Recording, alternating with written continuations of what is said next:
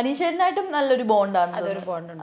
I really respect him and I don't somehow Aneesh chettan reminds me of one of my relative.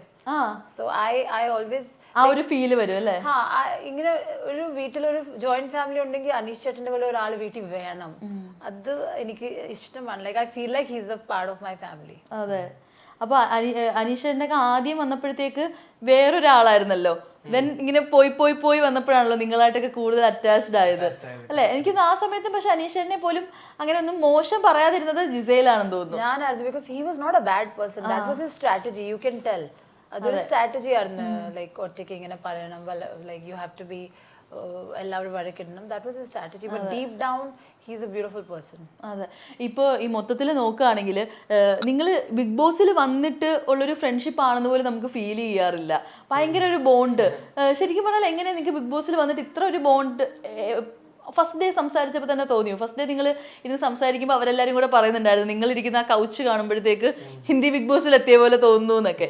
ശരിക്കും ആ ഒരു first കോൺവെർസേഷനിൽ തന്നെ നിങ്ങൾ തമ്മിലുള്ള ഒരു ബോണ്ട് ഫോം ചെയ്തിരുന്നോ? Actually first month 30 days first few days നമ്മൾ തമ്മിലൊരു സംസാരം ഉണ്ടായിരുന്നു. എവിടെയാണ് ഇടയ്ക്കിടയ്ക്ക് നമ്മൾ ഇംഗ്ലീഷ് പറയും.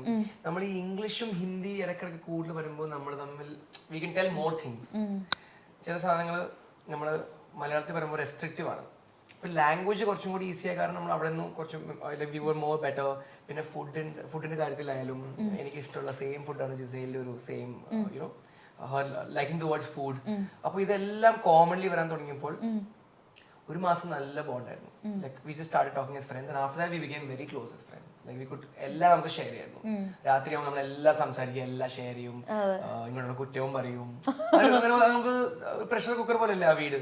So I feel that's when we became like for me it was ഒരു instant connection ഉണ്ടായിരുന്നു. Like the first time I saw because and also like we were on the same bed and all that. So it was not in a പൊതപ്പിന്റെ അടിയിൽ എന്തായിരുന്നു Gizele?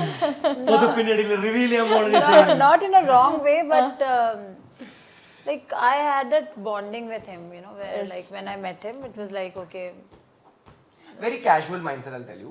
First day വന്നു, 22-23 പേരുണ്ട്. Bed കുറവാണ്. എന്റെ ബെഡിൽ ആരുമില്ല സൈഡിൽ. ഒരാൾ ഞാൻ ഐ തിങ്ക് സരികേച്ചി and she doesn't have bed. ആദ്യം വന്നപ്പോൾ എല്ലാവരും ഇങ്ങനെ കുത്തിക്കേറി ബെഡിൽ ചാടി monkeys. ഇത് എന്റെ ബെഡ്, ഇത് എന്റെ ബെഡ്. അപ്പോൾ monkeys എന്നൊക്കെ അല്ല ഇങ്ങനെ ചാടി ഇങ്ങനെ പിടിക്കത്തില്ലേ. അപ്പൊ ഞാൻ ഇച്ചിരി പതുക്കെ നടന്നു പോയപ്പോ ബെഡില്ലായിരുന്നു. സരിക ചേച്ചിക്കും ഇല്ലായിരുന്നു. സരിക ചേച്ചി രേണു പറഞ്ഞ് എന്റെ കൂടെ വാ, അവർക്ക് ഇച്ചിരി അറിയാം. അപ്പൊ ലാസ്റ്റ് ബെഡ് റിമൈനിങ് എന്റെ മാത്രം ആള് ബാക്കി ജിസൈൽ. അപ്പൊ ഞാൻ പറഞ്ഞു ജിസൈൽ പ്ലീസ് ഡോണ്ട് വറി, കൂടെ കിടക്കാം, ഒരു പ്രശ്നമില്ല. No worry. I don't want to think ഈ പ്രേക്ഷകർ എന്ത് ചിന്തിച്ചിട്ടില്ല. അല്ല ഞങ്ങളിങ്ങനെ it was a double bed, twin bed ആയിരുന്നു. അങ്ങനെ അല്ലായിരുന്നു, ഒരു സിംഗിൾ അല്ലായിരുന്നു. രണ്ട് മാട്രസ് ഉണ്ടായിരുന്നു. അപ്പൊ ഞങ്ങളൊരു അകത്ത് ഈ റീകളുടെ ഒരു തലാണ വെച്ചിട്ട് ഒരു ബെഡ് ഇങ്ങനെ ആക്കിയിട്ട് ഇങ്ങനെ ഞങ്ങൾ മരിച്ചു പിരിച്ച് കിടക്കുമായിരുന്നു. മരിച്ച് ലൈക്ക്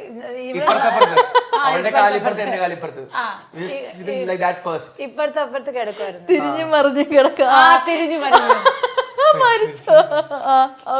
അപ്പൊ ബിഗ് ബോസ് തന്നെയല്ലേ ആ ഒരു ബെഡ് ഉണ്ടാക്കിയിരിക്കുന്നത് രണ്ടുപേർക്ക് വേണ്ടി. അപ്പൊ നമ്മൾ അങ്ങനെ പുറത്തുനിന്ന് വിചാരിക്കും പ്രേക്ഷകർ ഇതൊന്നും ഇല്ല മൈൻഡ്. നമ്മുടെ ഗേൾ ആൻഡ് ബോയ് ടാസ്ക് ഒക്കെ ചെയ്ത് ക്ഷീണിച്ച് ആഹാരമില്ലായിരുന്നു, മോയ്സ്ചറൈസർ ഇല്ലായിരുന്നു. ഒന്ന് ഓർത്ത് എന്താണ് കഷ്ടപ്പെട്ടായിരുന്നു ഉറങ്ങിയത്. അങ്ങനെ ഉറങ്ങുമ്പോ എപ്പം ഒരു മാസം പോയെന്ന് മനസ്സിലായ പോലെ ഇല്ല. ജിസേല് ശരിക്കും ഫേസിൽ അന്ന് തേച്ചത് ഫൗണ്ടേഷൻ ആണോ അല്ലായിരുന്നു പൊട്ടറ്റോ ആണോ? ഇല്ല, അത് പൊട്ടറ്റോ ആയിരുന്നു. ലിപ്സ്റ്റിക് ഉണ്ടായിരുന്നു, നോണ പറയത്തില്ല. ലിപ്സ്റ്റിക് ഉണ്ടായിരുന്നു പക്ഷെ ഫൗണ്ടേഷൻ ഇല്ലായിരുന്നു. നോണ എന്തിനാ പറയണേ? ഇപ്പൊ വേണമെങ്കിൽ അല്ലേലും പറയാം. ഫൗണ്ടേഷൻ ഇല്ലായിരുന്നു, ലിപ്സ്റ്റിക് ഉണ്ടായിരുന്നു. പിന്നെ അത് ബിഗ് ബോസ് എല്ലാം എടുത്തായിരുന്നല്ലോ.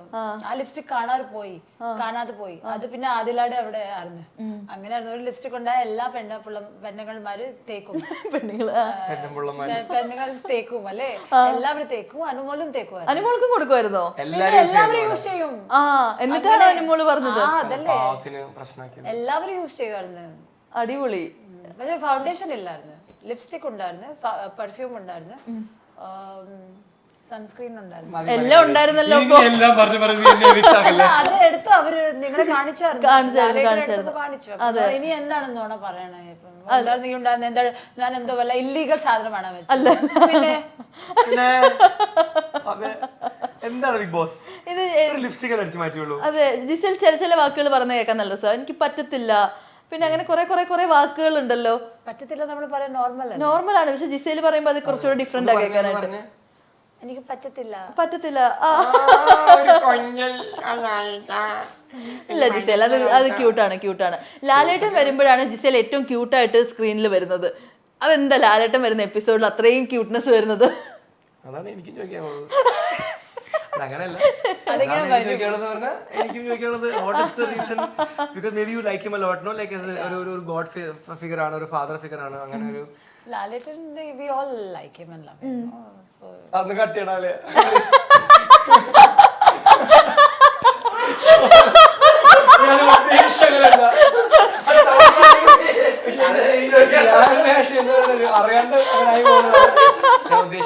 അപ്പൊ ഈ ലാലേട്ടൻ വന്നിട്ട് എപ്പിസോഡിൽ എനിക്കൊന്ന് ജിസേലിനെ എല്ലാവരും ഏറ്റവും കൂടുതൽ ശ്രദ്ധിച്ചത് മറ്റേ ചങ്ക് പൊട്ടി എന്ന് പറയുന്ന ഡയലോഗ് വന്നപ്പോഴാ.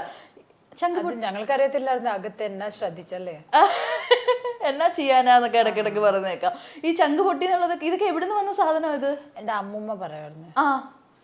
എന്റെ അമ്മൂമ്മ ഇങ്ങനെ, അമ്മൂമ്മയുടെ ഞാൻ കൊച്ചിലെ വരുമ്പോ ഒരു മാസം അമ്മൂമ്മയുടെ കൂടെ ആയിരുന്നു എന്റെ ഏറ്റവും അമ്മൂമ്മയുടെ ഫ്രണ്ട്സ് എല്ലാവരുടെ കൂടെ ഞാൻ ഇരിക്കുമായിരുന്നു. അപ്പൊ ഈ ഉള്ള മലയാളം പഠിച്ചത് അമ്മൂമ്മയുടെ കേട്ടിട്ടാണ്. അപ്പൊ അമ്മൂമ്മ പറയായിരുന്നു അടി എന്റെ ചങ്ക് പൊട്ടിയിടി. അപ്പൊ ഞാൻ അങ്ങനെ അമ്മ മുറുക്കാനും മുറുക്കുമായിരുന്നു. അപ്പൊ മറ്റേ കണ്ടിച്ചതോ എന്തായിരുന്നു? കണ്ടിച്ചതിന്റെ മെയിൻ വേർഡ് വെജിറ്റബിൾസ് കണ്ടിച്ച് അങ്ങനെ ചില സ്ഥലത്ത് പറയാറുണ്ട്. കണ്ടിച്ചതാണ് അങ്ങനെ പറയണല്ലേ. അങ്ങോട്ട് ആലപ്പുഴ സൈഡിലൊക്കെ പറയാറുണ്ട്. ആലപ്പുഴയില് കൊറേ ഡിഫറെന്റ് മലയാളമാണ്. വേറെ എന്തൊക്കെയാ ഡിഫറെന്റ് മലയാളം ഇതേപോലെ? വലിയല്ല പറയണത്, വലിയിടും. നിങ്ങള് പറഞ്ഞ അതല്ല.